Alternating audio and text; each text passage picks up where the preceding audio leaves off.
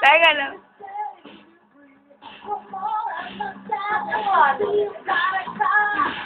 Nagkin... Ay, naku! Hindi ko na darating sa chorus. Okay na, dito na Waiting tayo. for tonight. The only.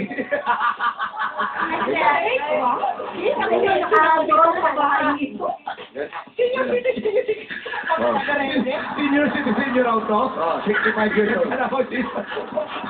Kaya ka rin din. 65 years old. Sino ngayon, Jose? Ganda, ito, Ambet. Ambet, parinig.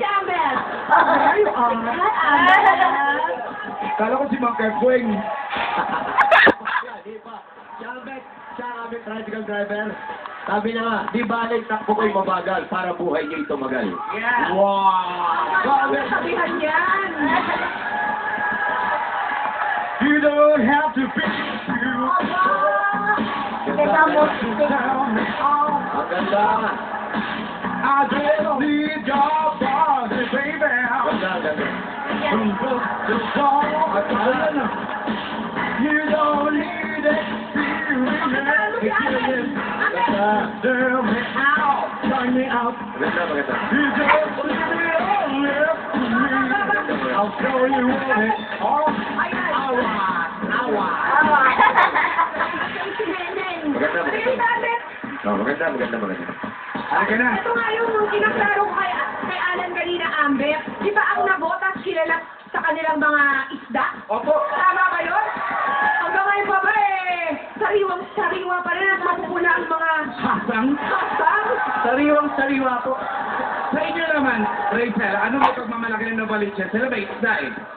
Marami pong magagandang, ako yun nga yung nagmamalaki. Ito na ano? Category number 1.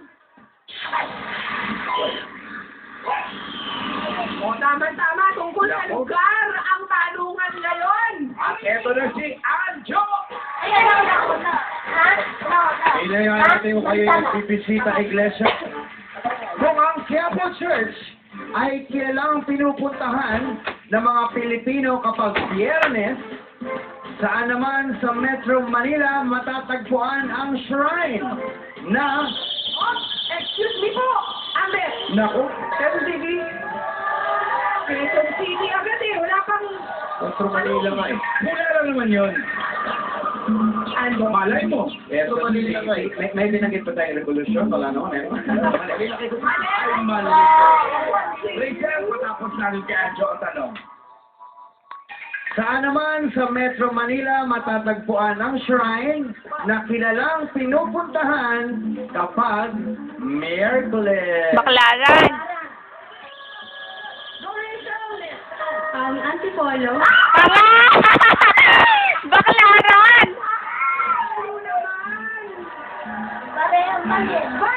Naging mapalad ka pa, Kuya Albert.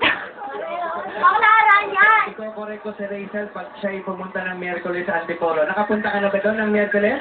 Marami rin ako. Kuya Albert kasi excited eh. At tuloy. Ay!